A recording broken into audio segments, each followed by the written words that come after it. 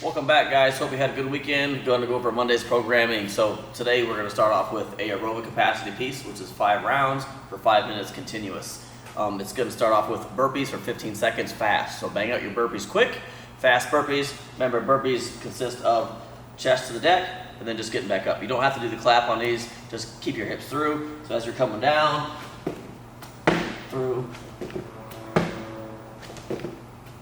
15 seconds worth. Then from there, for the next 45 seconds, you're gonna do hand up, plank, up to stand. So you're just gonna go from here, here, here, here, here. Nice and slow.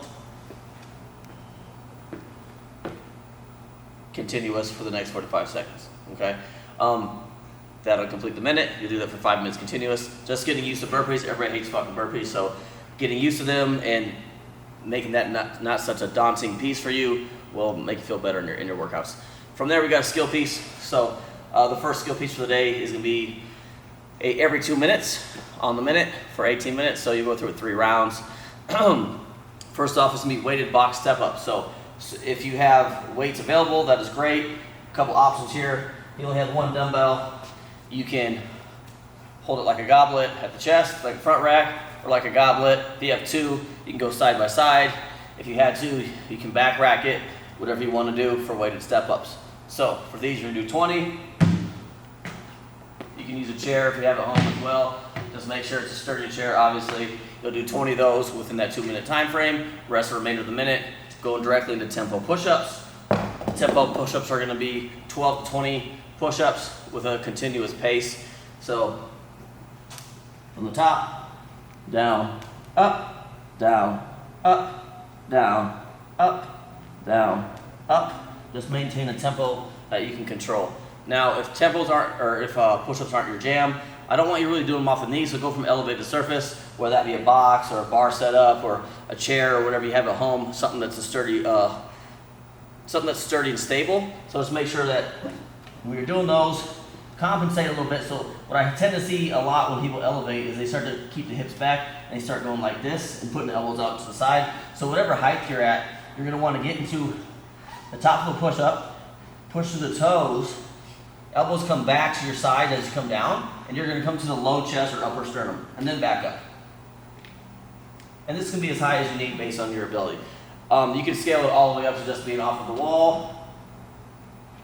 Same kind of thing, okay? That's a really, really scaled back version.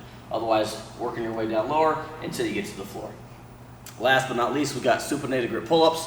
So that's gonna be underhand on the pull-ups, guys. Tempo on this gonna be 2 seconds down, up, down, up. So if I was on here, so up, 1, 2, up, 1, 2, up, 1, 2, and so on. Now, if you don't have a pull-up bar or any apparatus for that, or rings or anything like that, you can use a band for rows. So a couple ways you can do these rows. You can twist it upon itself, step in the band, create the tension you want by walking your feet out. The further out, the more tension. Eyes up, chest up, rows. So you can make this as tough as you want. Also another variation, if you actually have a pole or something of that nature or some kind of attachment point, you can put it here as well. You can do bent over. You can do seated. Lots of variations here, okay? You're just gonna do 6 to 8. Make sure that they're tough, supinated, so when you're rowing, keep an underhand grip instead of overhand for supinated. From there, our next piece is gonna be a strength piece. It's gonna be front squats. So tempo front squats today. So if you have a barbell, that's great. Front rack that bar. If not, you can use dual kettlebells, right? Front rack those. Dual dumbbells, 1 head on the shoulder, 1 head out in front. Otherwise, if you only have 1, you can also hold it by each bell. So the way it's gonna work is 5 seconds down, but you're gonna go to your sticking point and hold for 2. So my sticking point's really high. So as I do my squats, it's gonna be, so my sticking point's right here. So I'll go 1 1,000, 2 1,000, 3 1,000, 4 1,000, 5 1,000, 1 1,000, 2 1,000, up. So as I came down, I went to my sticking point, sat there for 2 seconds, came down to the bottom, to total my 5 seconds down, sat 2 in the hole, and then stood back up. So it's only 3 reps. So we'll do 5 sets of 3 at that tempo. From there, we got the WOD. So those of you who have equipment, the WOD is gonna be a 10-minute AMRAP. It's 10, 8, 6, 4, 2 of wall balls, slam balls, box jumps, and toes to bar. For those of you at home, it's gonna be 16 minutes of 20 line hops or box jumps or step ups. Then you're gonna go into 30 single arm overhead squats, whether that be with a light dumbbell, a backpack, a water jug, whatever you have. And you're gonna do that do 15 per side. So whatever object you have, these are kind of difficult, so go kind of wide. You're gonna have to slow these down, right? You do 15 on each side, however you want to split those up, just for a total of 30. From there, you're gonna go into either a 400-meter run, or you can do 100 mountain climbers.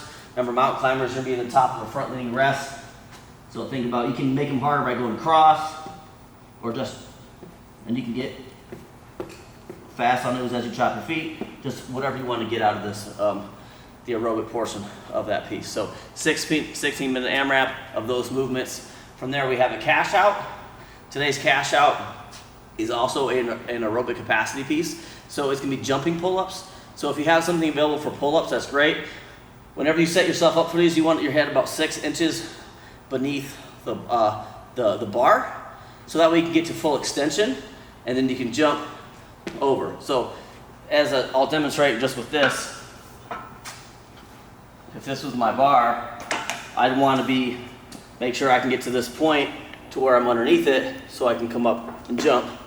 Obviously this is too low for me, but I could have this right here, right, and then I can do my jumping pull-ups from here. So you want to be able to go from full extension, up, up, up, just like so. So for that, you're gonna do jumping pull-ups, and you're gonna do 12 seconds worth.